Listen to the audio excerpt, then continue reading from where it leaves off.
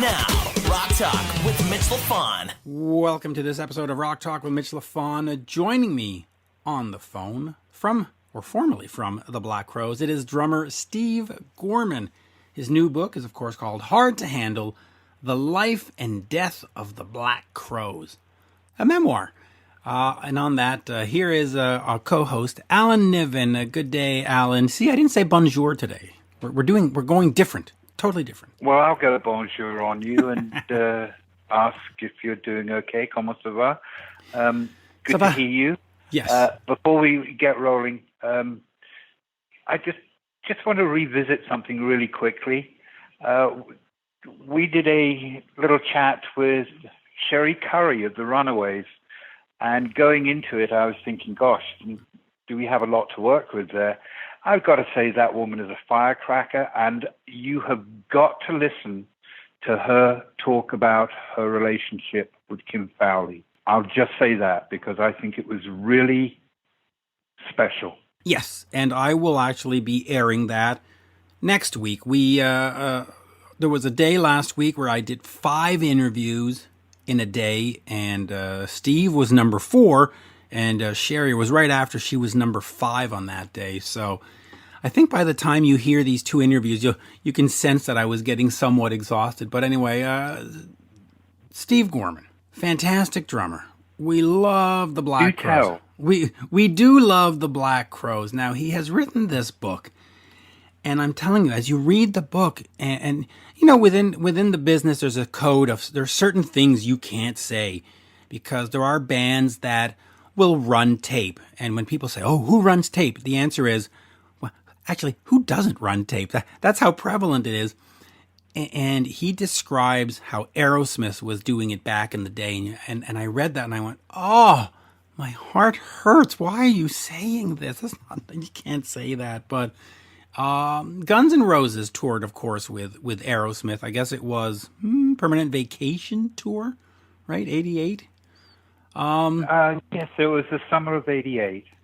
Yes, which I saw you I saw the band at, maybe I saw you might have been there, at Saratoga Springs, New York. They started a little mini riot when Axl threw the mic down and walked off stage, and then people threw whiskey bottles at him, and the fun.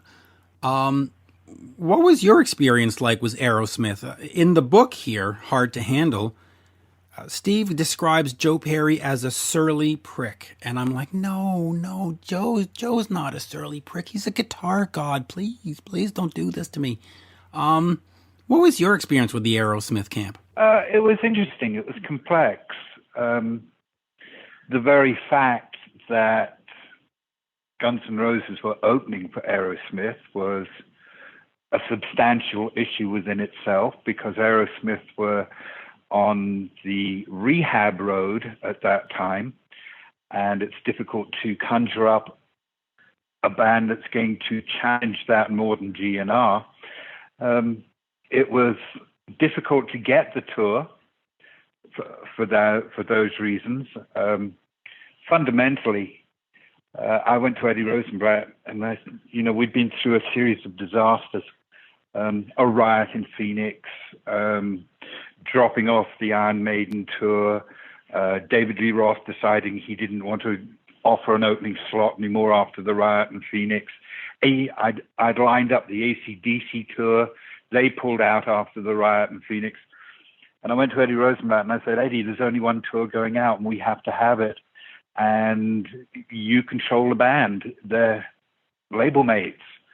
You and David Geffen need to let their manager know that we want that tour. And Eddie and David prevailed, shall we say? And so we got on that bill. In terms of who they were, Brad and Tom were lovely guys. Remind me of the singer's name again. My God, Steven Tyler, the one and only Steven Tyler. Don't you watch American Idol? No, I don't. And I really liked Steven. He had a kind of wicked, humorous energy about him. We did come to a contretemps one afternoon. He hired a tattoo artist to come in and touch up tattoos on various members of the band, and bullied me for a full afternoon, trying to get me to put the Guns N' Roses logo on my chest. He'd pay for it. And fortunately, I prevailed, and he didn't tie me to a chair. But he was bound and determined that I was going to have the Guns N' Roses logo tattooed on my chest. And I was bound and determined that that was not going to happen. But it was a great tour. My distant memory of it is that was maybe the highlight moment of what I understand Guns N' Roses to be. It was a total moment of magic, and it was wonderful. And you're talking about tapes and so on and so forth. Yeah, in the 80s, bands got into a position where they lent perhaps a little too much on being reliable and professional. And that's one of the reasons why GNR were a breath of fresh air, because there was definitely no tapes, and there was a certain sense of spontaneity in the air. Would we get through the show? Would we not get through the show? So that spirit of rock and roll came back. When I don't know how much of the Use Your Illusion tour you're aware of, but when they went out on Use Your Illusion and it went from 5 guys to 87 people on stage with trumpets and saxophones and singers, and was some of that in a can? I mean, because that's a lot of stuff. That's a lot of moving parts to actually play it live. I would imagine maybe the girls backing vocals might have been a trigger. I have no idea what they did on the Illusions tour. What I do know is that they stopped being a band and they became a vaudeville show for a year. Yeah, that tour was ginormous in terms of scope and people and real quick, during our chat with Steve Gorman, who, by the way, doesn't do the Black Crowes anymore. He's got his own band going on now, but he also does sports commentary. So at the beginning of this interview, we talk about Major League Baseball coming back. We talk about the NHL coming back. But during the chat, we also talked about you, Alan. He said... Oh, good Lord. Oh, I know. I said that you were my co-host, and he said, "Oh, Alan, we gave him our tape, and he passed on us. He didn't like the music." So do you remember having been pitched the Black Crowes and thinking, "Nah, not good enough," or do we have separate memories going on here?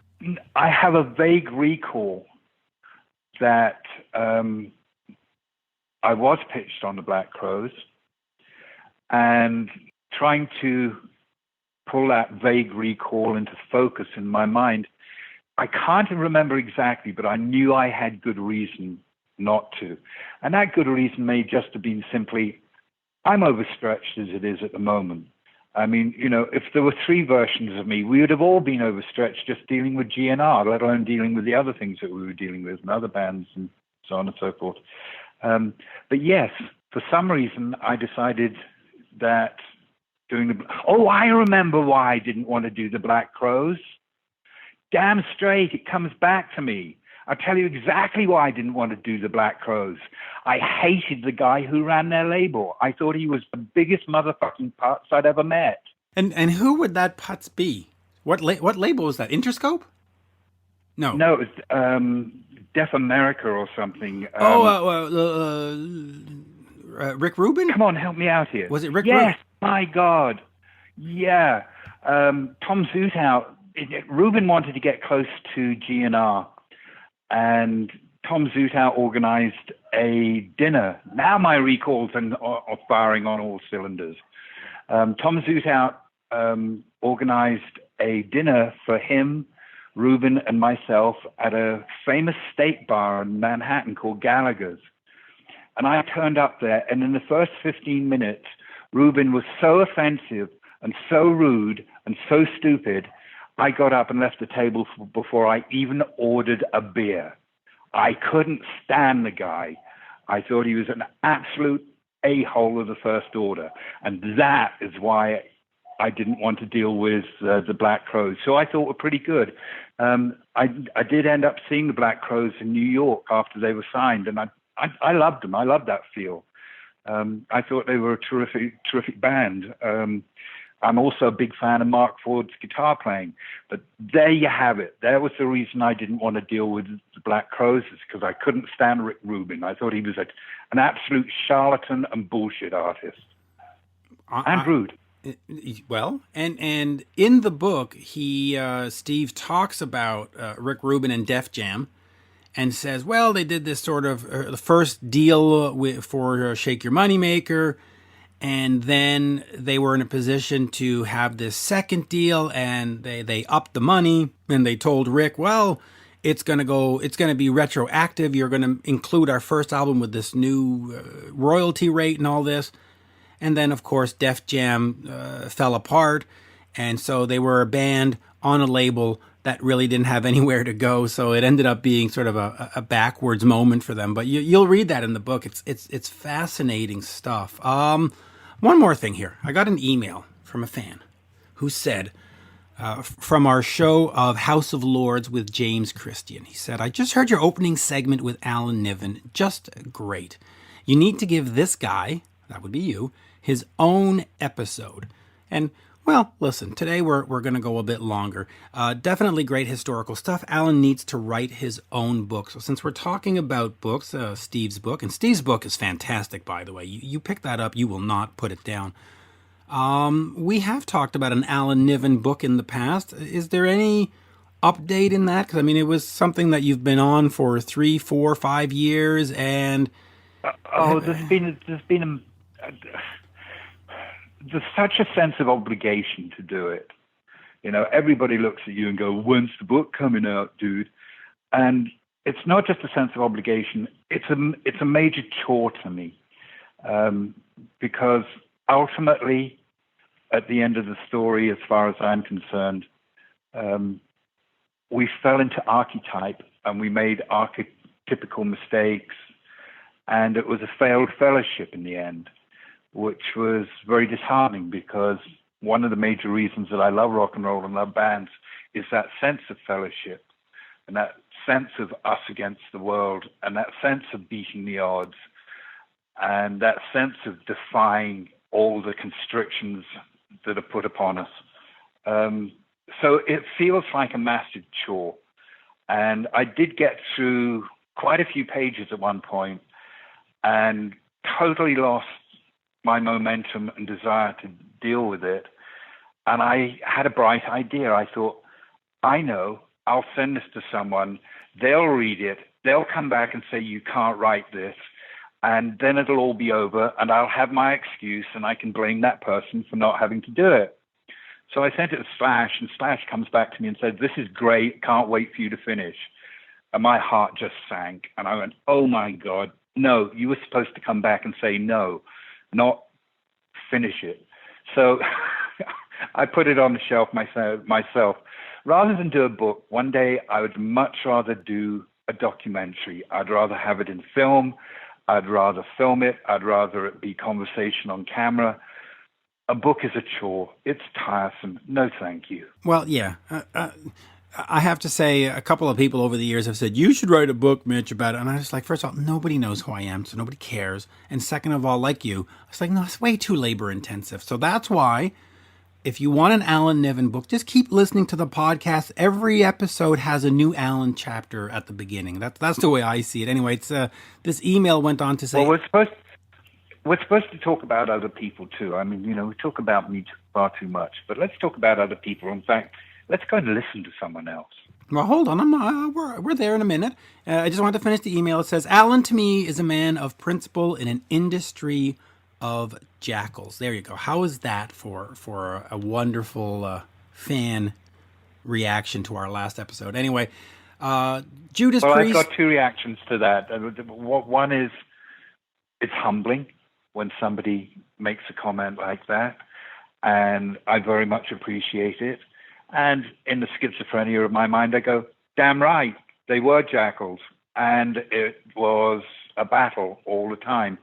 And you spent an awful lot of time dealing with people who cannot spell ethic. And Steve's book points that out. But I will finish with this before we get over to Mr. Steve Gorman. Judas Priest drummer Scott Travis sent me a note and said, oh, you interviewed Steve. When is that episode coming up? So for you, Mr. Travis, here is the episode with Steve Gorman, and I hope you enjoy it, and I hope you share it with your friends and family and folks on social media. So without further ado, here is the one, the only, drummer extraordinaire and sport expert, Steve Gorman. We are speaking with drummer Steve Gorman. His latest book is Hard to Handle, The Life and Death of the Black Crowes, a memoir.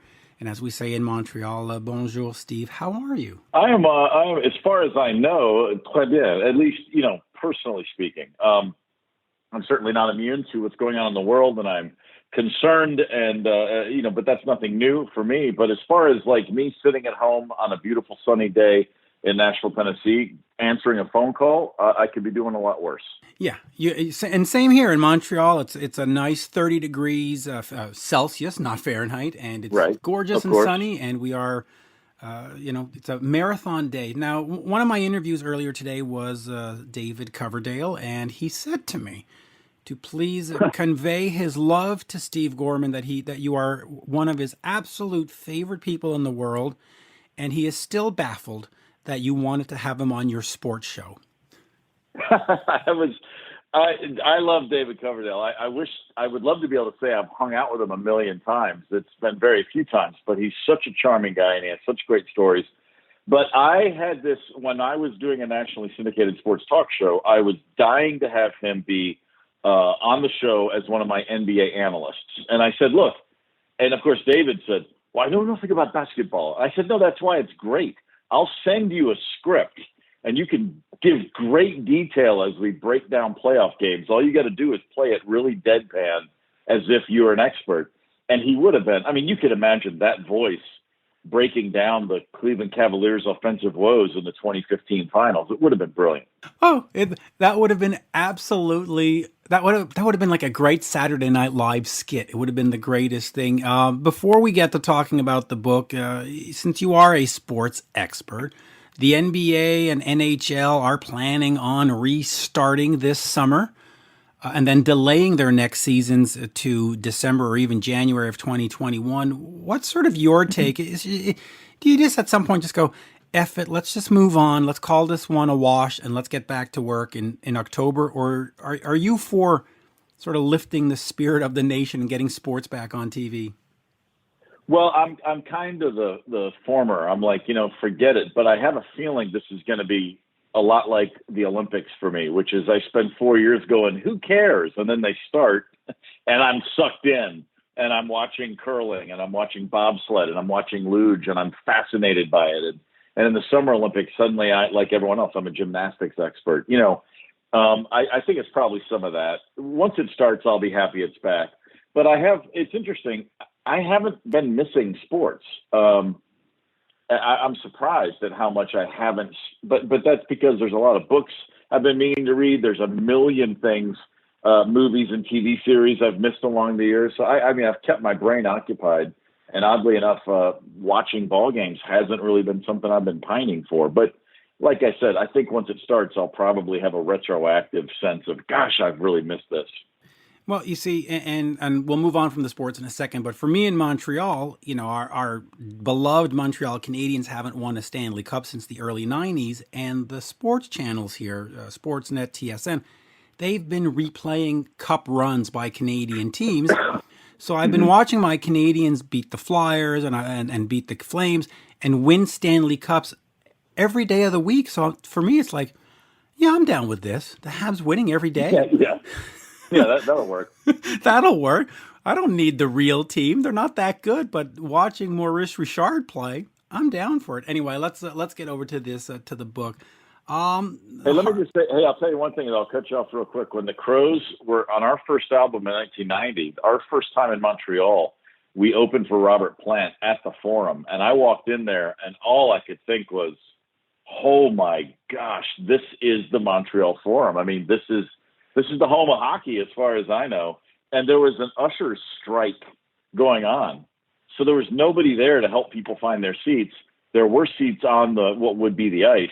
And because there was no one there really keeping up with the crowd, they just started stacking the chairs in giant piles. So they had the chairs stacked on top of each other, 10, 12, 15 high, and they were competing to see who could climb the highest tower of chairs and sit in it.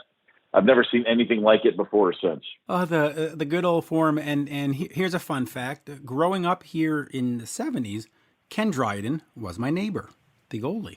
So there you go. We had right on. Yes, and I had Bill Stoneman down the street, the pitcher for the Expos. So I had a nice neighborhood, I must say. But well, when we moved to Nashville in 2004, and we had a Predator across the street from us. So my kids had the same experience. As when my son was 6, he was hanging out with Scotty Hartnell an awful lot. So that was pretty exciting at that time. That's great. By the way, it's amazing that you had that career in sports, because I've spoken to a lot of different rock stars, and as soon as you bring up anything, with maybe the exception of soccer, to the guys in Iron Maiden, they go, "Oh, I don't do sports. I don't know sports." Mm-hmm.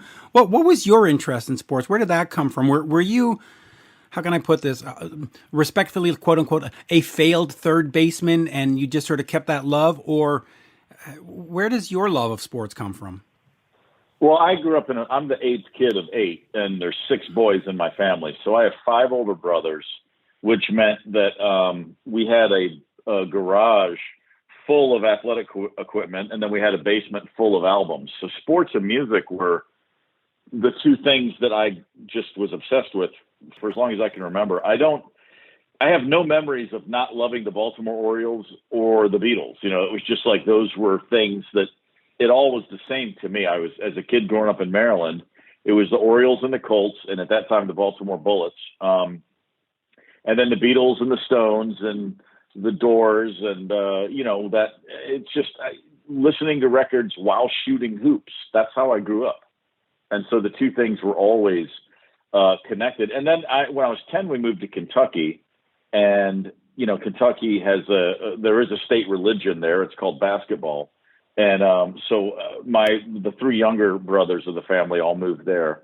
and we were obsessed with basketball. And like I said, my idea of a great night was to back the car away in the driveway, so I had the hoop. I could put the headlights of the car on the hoop, and I could listen to the radio while I played basketball with my friends. And when you're a kid and you're playing little league sports, if you're a big music fan in a small town, you don't really see a path to becoming a musician and joining a band, because you turn on the TV and you see a band and you think, well, how do you get from here to there? But you have little league baseball, you have basketball, you have soccer, you have all sports, and everyone's playing them.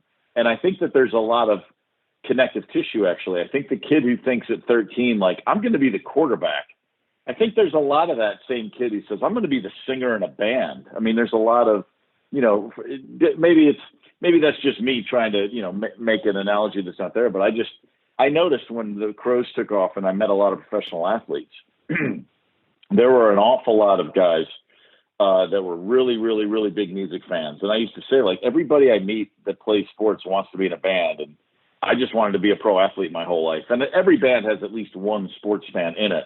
And there is a lot of, I know a million musicians that'll talk your ear off about their little league careers. So I think for a lot of people, it's just one of the things you grow up doing. You really do. And by the way, I appreciate the fact that your parents took the TV show 8 is Enough literally, which, right? That was great.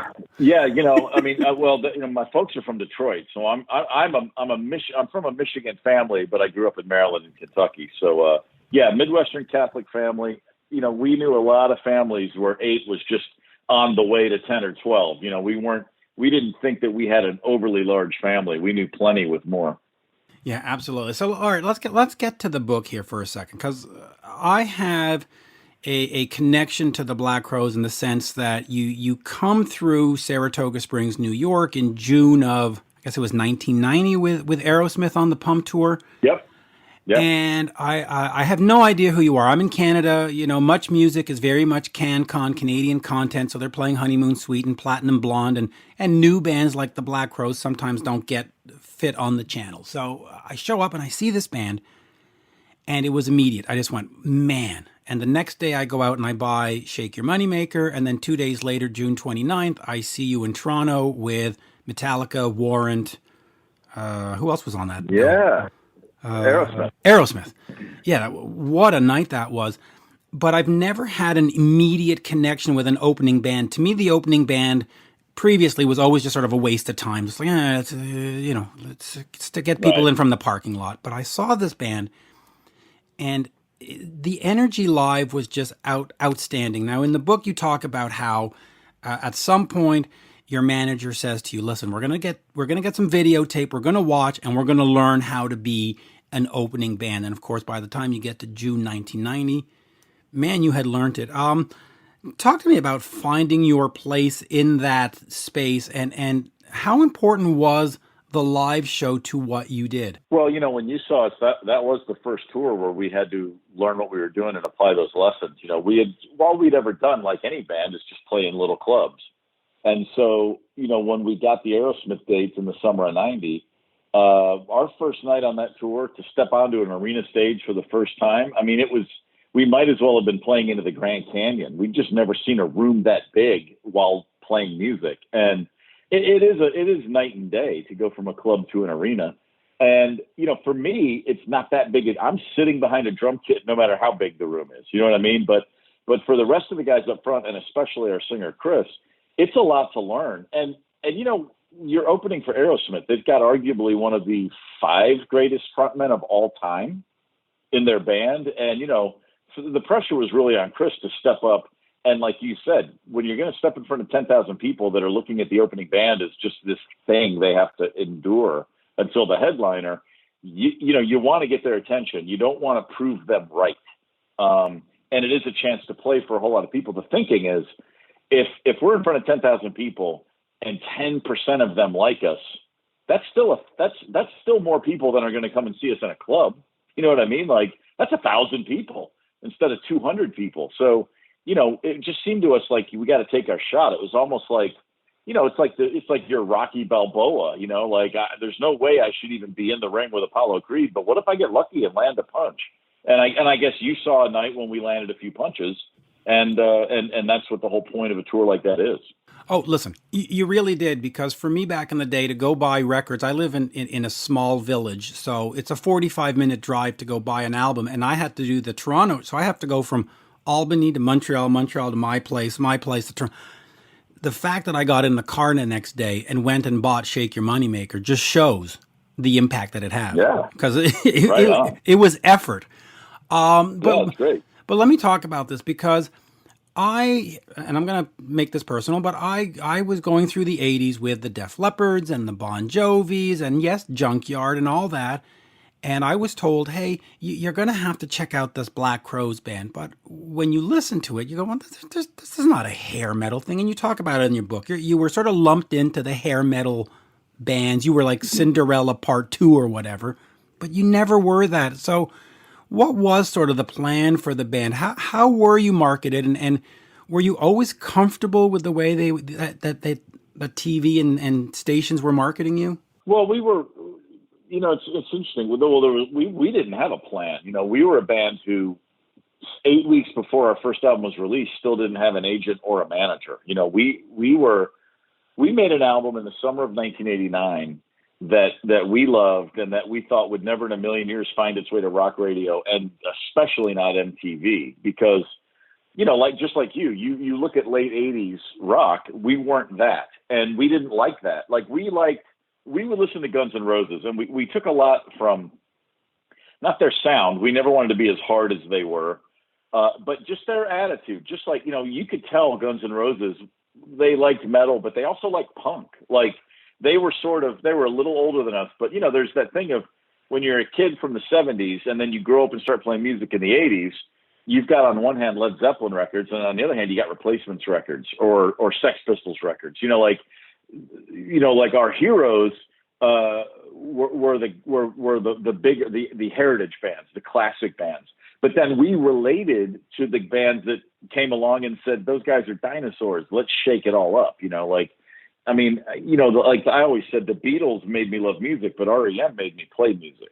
And so we had very much a mindset and an idea of what a band is from 80s independent bands.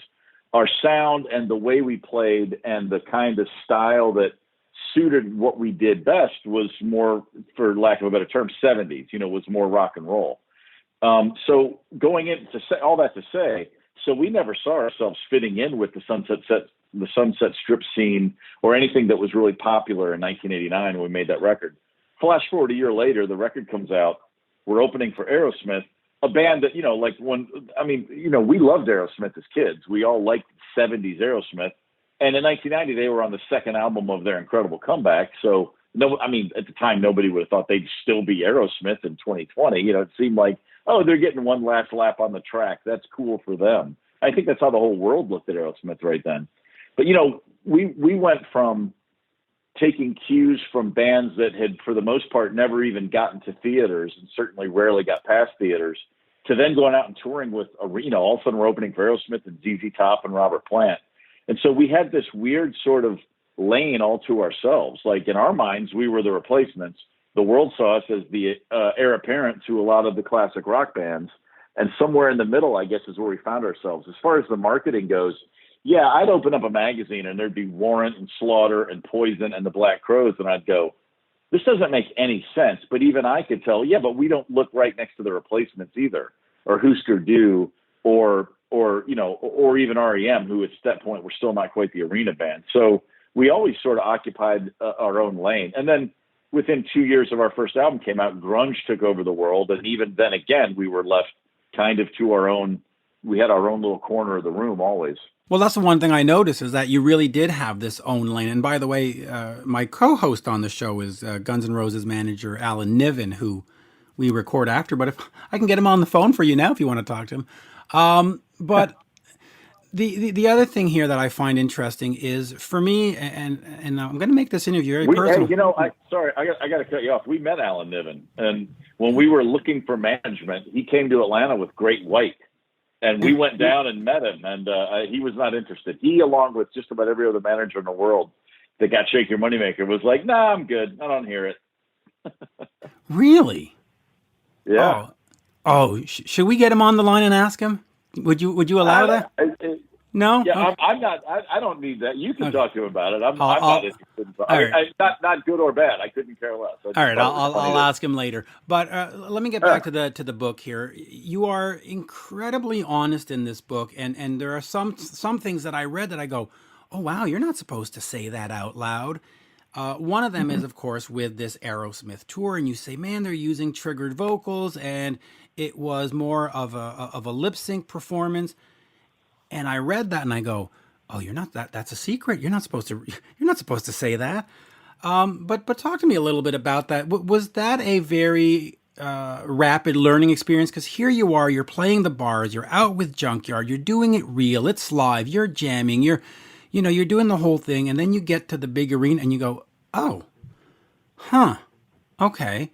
Yeah. Was that disappointing? Yeah, it was. We had but I don't blame Aerosmith for anything they do. That's their business. We very much had stars in our eyes. We were very hopeful. We really saw rock and roll as magic. Like we were trying to get to a place where we wanted to be one of those bands that made people feel the way we felt when we listened to Led Zeppelin bootlegs or Little Feat bootlegs. We wanted to be a great live band, or the Stones in '72.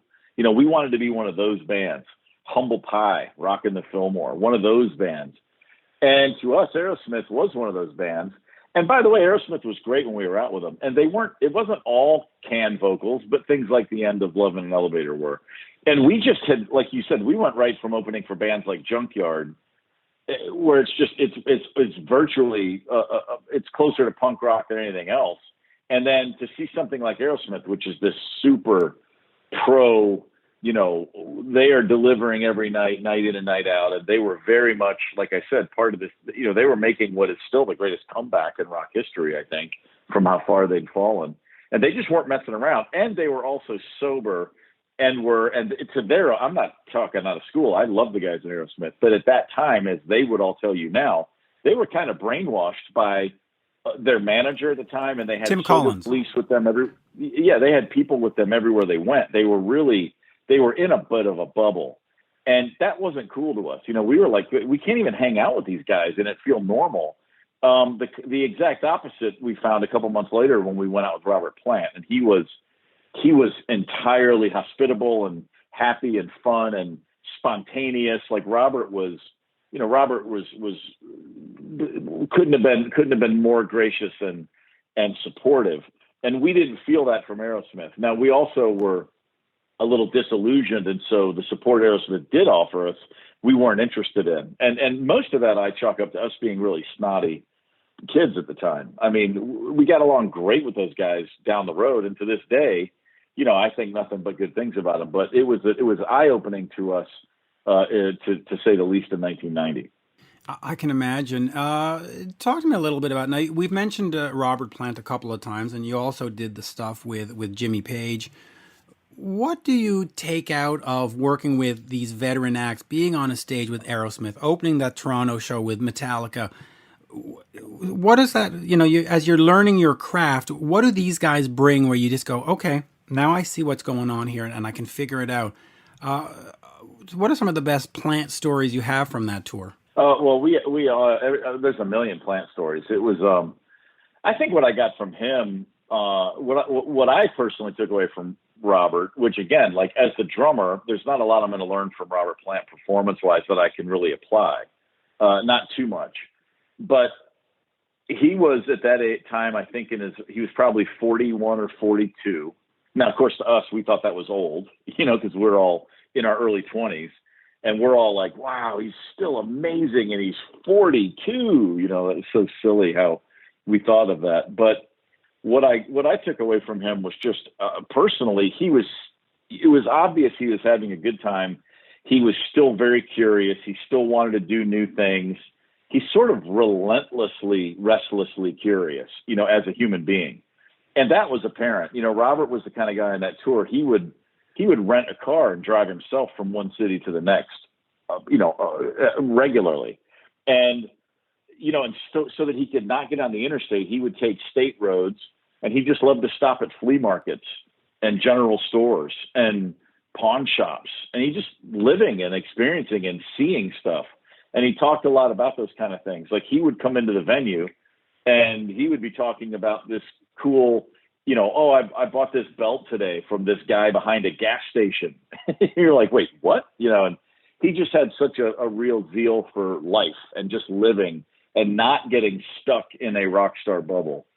And that made a big impact on me. That dented my brain in all the right ways.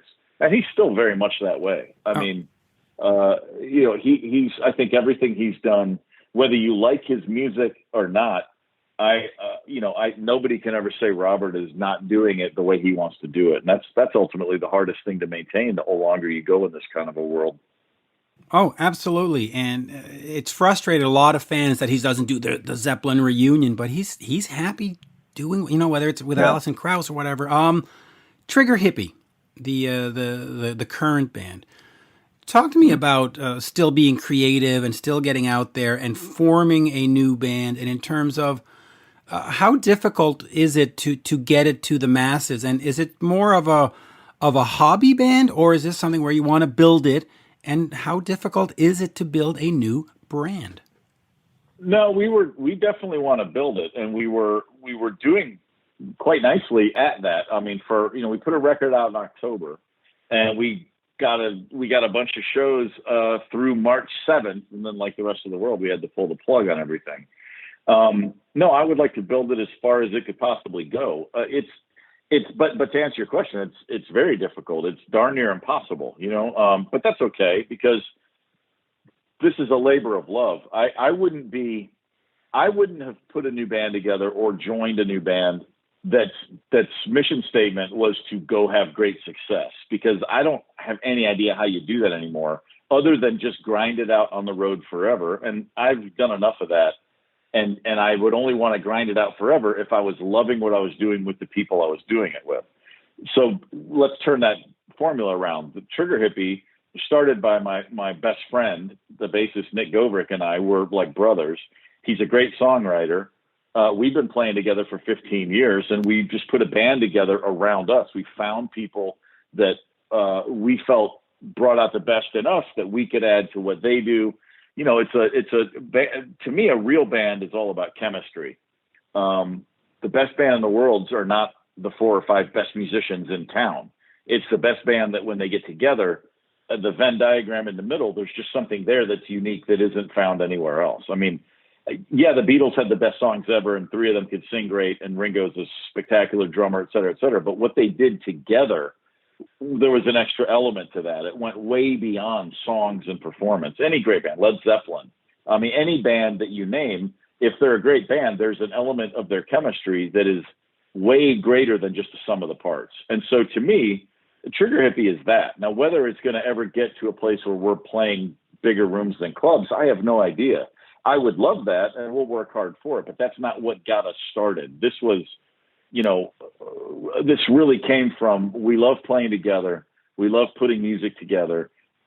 Here's some people that we love doing that with. We're all of a like mind about how we feel when we play together. Let's see what happens now. So, it's not unlike the way a lot of bands in high school start. You're like, hey, you're my friend. Let's start a band together. That's kind of what this is. And of course, Full Circle and Then Some, which I've had a chance to check out, is just a fun album. I really love the vibe to it because there really is a vibe to it. It's just, I don't know. It sounds like people just sort of hanging out and having some fun.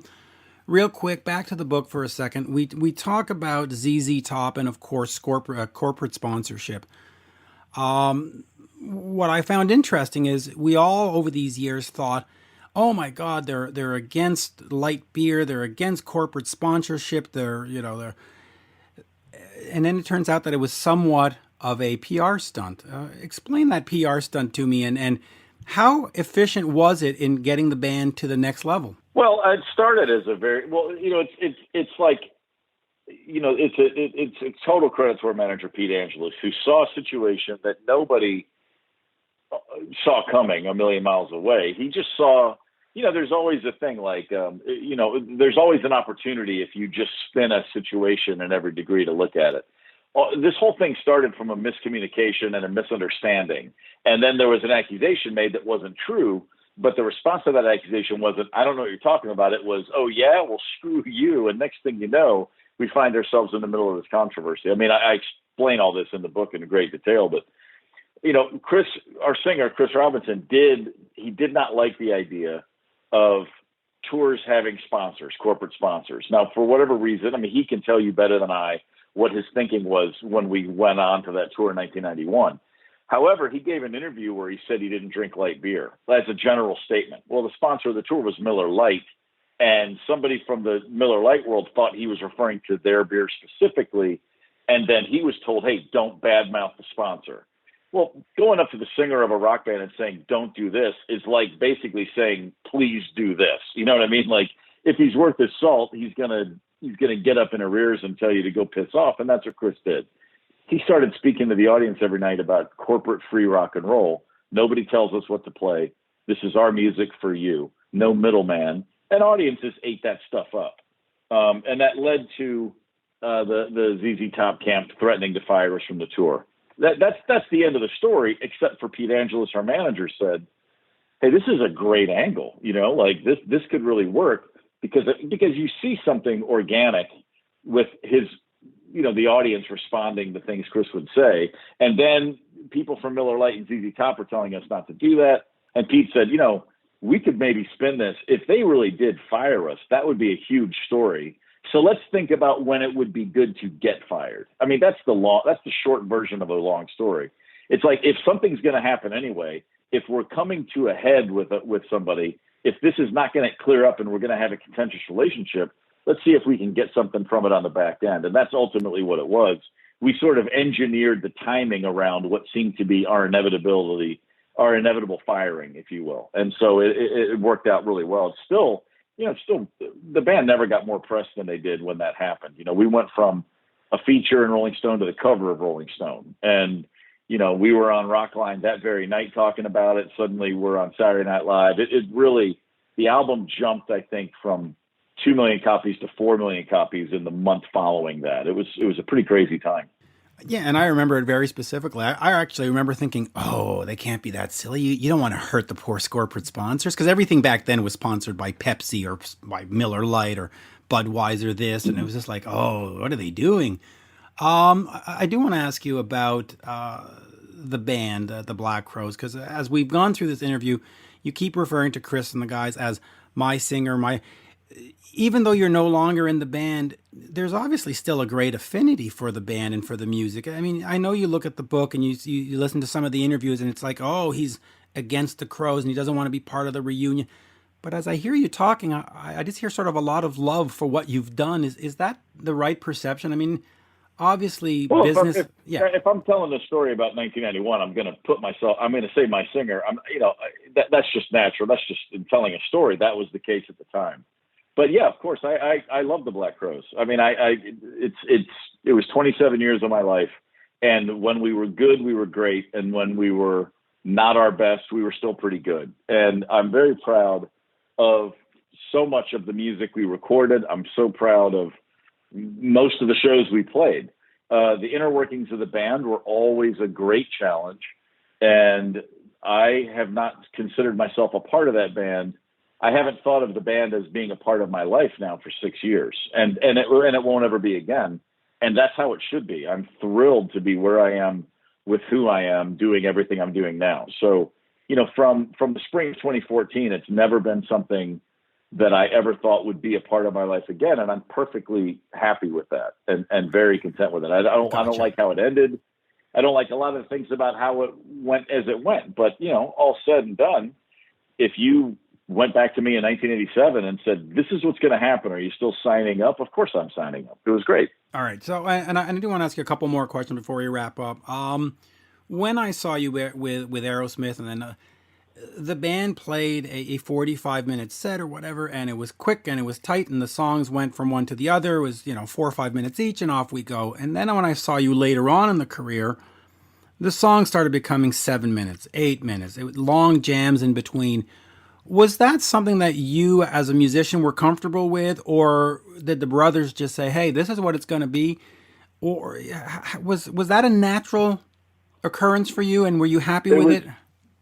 Yeah, I was comfortable doing it, musically. I think that we were really, really good at that, except for when we weren't. You know what I mean? We got very self-indulgent and way too self-indulgent at times.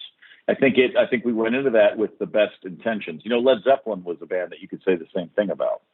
And in 1992, 93, 94, and 95, I guess, up until 95, we were taking a lot of cues from how they jammed live. It always stayed within a structure. We would jam and add sections to songs and mix things up, but we never got lost in it. By 96, 97, things definitely went a little too far. It's for my personal taste.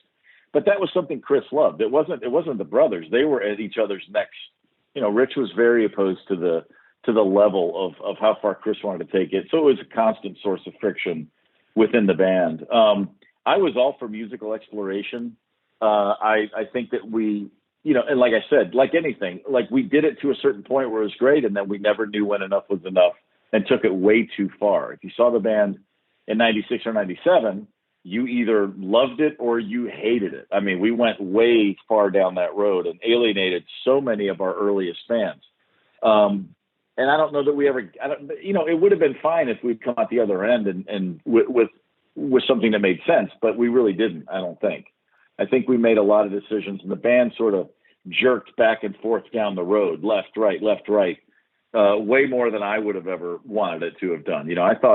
I look at all bands like a team, like a basketball team, okay, you rebound, you shoot, you pass, you do this, everybody's got strengths. Everybody work to their strengths and find a cohesive place where we all connect, and then we'll be golden. And the Black Crowes, when we did that, we were unstoppable. But we just had a really hard time agreeing on what our strengths were. And so, the band had a fatal flaw before we'd ever played one show, a lack of self-awareness on those kind of things. And it just, as the career got longer and longer, a problem like that, an issue like, well, what kind of band do we actually want to be? And what are our values as individuals? The kind of stuff you never talk about when you're 21. By the time you're in your 40s, those things are really important. And our lack of common ground is what ultimately ran the band off into the ditch. Yeah, I can see that, and I'm just trying to think what tour it was. There was a tour where you were doing the live concert CDs that you could buy at the merch booth, 2002 2008, maybe something like that. 2000, yeah, yeah. I don't know. There was a few years there like that, yeah. But I just remember seeing it at the Metropolis in Montreal, and every song was like 14 minutes, and I was like, "What are they doing? This is not what I signed up for." So, but that early stuff Yeah. was so perfect. Anyway, not I don't mean to insult. Sorry about that. That's not, your opinion is right. You know what I mean? That's the thing. Like, people say, "What's the best Black Crowes record?" I go, "Hell, I don't know. What do you think?" I mean, everybody's opinion on music is the right opinion. You like stuff that I don't like. That doesn't mean either one of us is wrong. I love the Black Crowes music, but I'm not precious about anyone else's thoughts on it on any level. Oh, and by the way, I love the music too, and you're absolutely right. I always try to promote bands positively and stuff. And just because, for example, I don't like Bjork doesn't mean you shouldn't like Bjork. That's ridiculous when fans have those kind of arguments. Real quick, Canadian Eddie passed away in 2016. He was essential to the band. Talk to me a little bit about Eddie and the decision to bring him in, because here you are, this sort of down and dirty rock and roll band, and you go, "Hey, we need a keyboardist." What was that?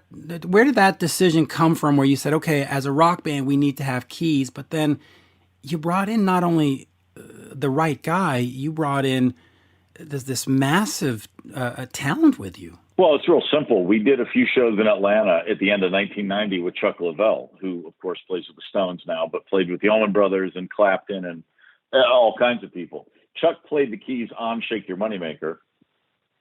And after the record had been out for a little under a year, we did 3 shows in our hometown, and we were going to shoot a video for She Talks to Angels there.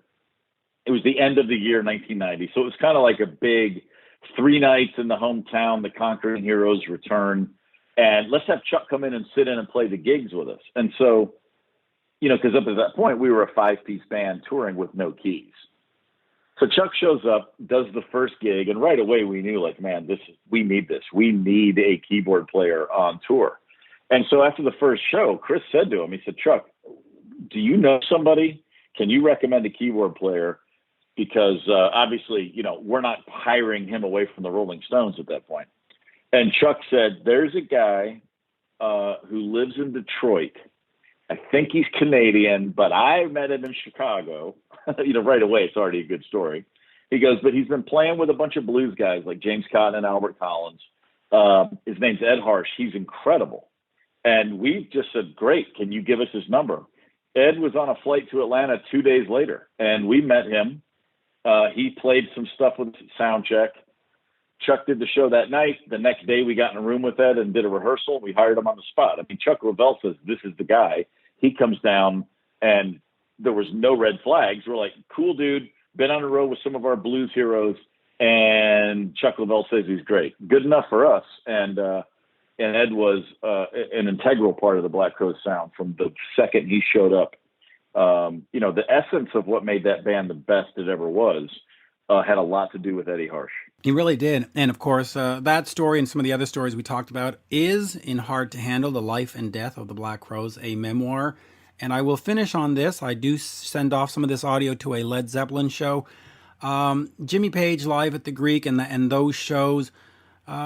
Any great stories about working with Jimmy and that moment in time? They're all great. I loved every minute that I was ever in a room with Jimmy Page. The most important thing, I mentioned Plant, with that zest for life and always being curious. The thing I got from Jimmy that changed the way I play and the way I approach playing ever since was he was still always trying to find the spirit at all times. Like in rehearsal, we'd run through a song and you could see him getting excited. And he was he didn't care if the notes were right. He didn't care if I came out of the fill right on the one. It was the overall spirit of the thing. He was looking for the vibe. And when the band was clicking and we were all listening to each other, he could always tell, and he would just get this look on his face. And it was infectious and it was contagious. And he was always like, like before every show, he was like a kid on Christmas. I mean, he would be pacing the halls like, "Oh, come on, let's go. He'd almost give us a pep talk every night. And when you see a guy like Jimmy Page acting that way, in the year 2000, after he's been at it for 35 years, we couldn't help but get caught up in his wake. And I've carried that with me ever since. It was an exhilarating time, for sure. And for me personally, the most fun time I ever had playing music. Oh, I can imagine. And on that, I will say, as we say in Montreal, merci beaucoup. And I will finish with this personal thought is, seeing the Black Crowes open for Aerosmith that one day, you made me realize that I had to show up early for every gig, just in case there was the next Black Crowes there. Oh, right on. Well, then I'm sure all of the opening bands you endured, they owe us a debt of thanks somewhere. But then again, they do. I was the same way. I saw a band called the English Beat open for the Police on my 17th birthday, and halfway through the Police set, I was like, I don't need to see any more of this. I want that first band to come back. English Beat. There's a band from the past. Great band, by the way. Great memories. Yeah, I love them. Oh yeah, boy, right up there with Madness and all those bands from that genre. Anyway, great stuff. Thank you, Steve. Great pleasure. Thank you for agreeing to do this today. Yeah, right on, man. Happy to talk to you.